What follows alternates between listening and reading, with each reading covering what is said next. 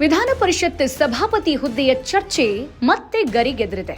ಯಾವುದೇ ಪಕ್ಷ ಅಧಿಕಾರದಲ್ಲಿದ್ರೂ 2018 ಜೂನ್ 21ರಿಂದ 2026ರವರೆಗೆ ಬಹುಪಾಲು ಸಮಯವನ್ನ ವಿಧಾನ ಪರಿಷತ್ನ ಸಭಾಪತಿಯಾಗಿ ಕಳೆದಿರುವ ಬಸವರಾಜ್ ಶಿವಲಿಂಗಪ್ಪ ಹೊರಟ್ಟಿ ಅವರು ಇಲ್ಲಿ ತನಕ ಬಿಜೆಪಿ ಬಹುಮತದ ಸದನದಲ್ಲಿ ಅಧ್ಯಕ್ಷಾಧಿಕಾರಿ ಆಗಿದ್ರೆ, ಈಗ ಕಾಂಗ್ರೆಸ್ ಬಹುಮತದ ಸದನದಲ್ಲಿ ತನಗೆ ಅವಕಾಶ ಮುಂದುವರಿಯಲಿದೆಯೇ ಅಂತ ಎದುರು ನೋಡ್ತಿದ್ದಾರೆ.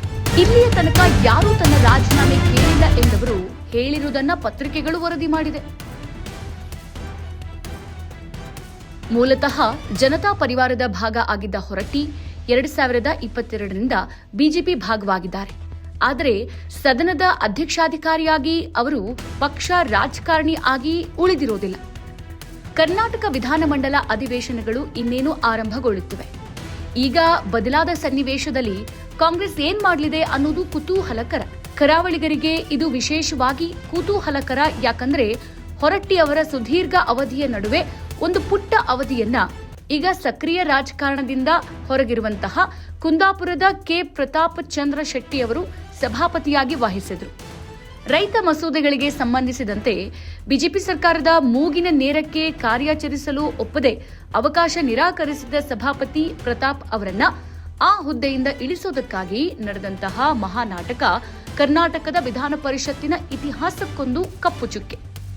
ಆ ಘಟನೆ ನಡೆದ ಒಂದೆರಡು ದಿನಗಳಲ್ಲೇ ಉಪಸಭಾಪತಿ ಎಸ್ಎಲ್ ಧರ್ಮೇಗೌಡರು ನಿಗೂಢವಾಗಿ ತೀರ್ಕೊಂಡಿದ್ರು.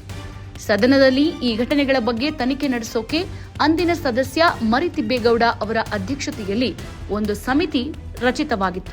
ಆ ಸಮಿತಿ 20/1/2021ರಂದು ಸದನದ ಸಭಾಪತಿಯವರಿಗೆ ಈ ಬಗ್ಗೆ ಮಧ್ಯಂತರ ವರದಿಯನ್ನೂ ಸಲ್ಲಿಸಿತ್ತು.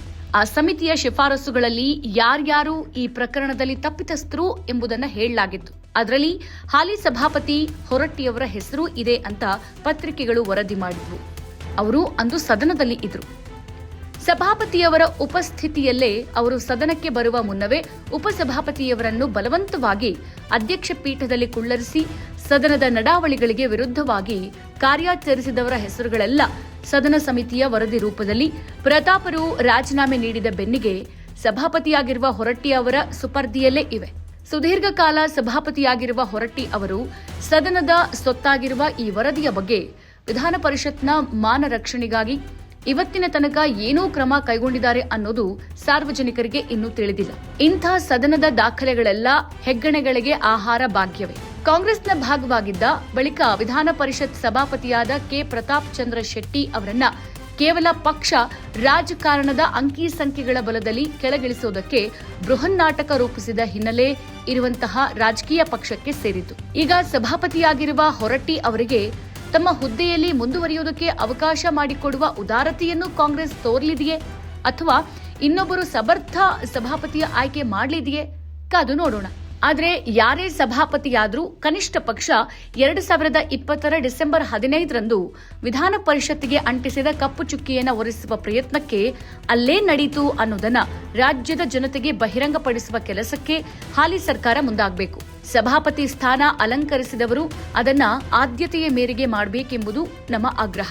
ಅಂದು ಈ ಅನ್ಯಾಯದ ವಿರುದ್ಧ ಧ್ವನಿ ಎತ್ತಿದ್ದ ಡಿಕೆ ಶಿವಕುಮಾರ್ ಇಂದು ಮುಖ್ಯಮಂತ್ರಿ. ಅಂದು ಪರಿಷತ್ತಿನ ಭಾಗವಾಗಿದ್ದ ಬಿಕೆ ಹರಿಪ್ರಸಾದ್ ಇಂದು ರಾಜ್ಯ ಕಾಂಗ್ರೆಸ್ ಅಧ್ಯಕ್ಷರು. ಮುಂದೇನು ಎಂಬುದು ಶೀಘ್ರವೇ ತೆರೆ ಮೇಲೆ. Bureau report, Ahinda news. ಇಂತಹ ಮತ್ತಷ್ಟು ಇಂಟ್ರೆಸ್ಟಿಂಗ್ ವಿಚಾರಗಳಿಗಾಗಿ ಅಹಿಂದ ನ್ಯೂಸ್ ಫಾಲೋ ಮಾಡಿ.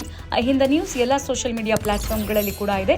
ಇನ್ಸ್ಟಾಗ್ರಾಮ್, ಯೂಟ್ಯೂಬ್, ಫೇಸ್ಬುಕ್ ಅಲ್ಲಿ ಹೋಗಿ ಫಾಲೋ ಮಾಡಿ, ವಿಡಿಯೋಸ್ ನೋಡಿ, ಶೇರ್ ಮಾಡಿ, ಕಾಮೆಂಟ್ ಮಾಡಿ.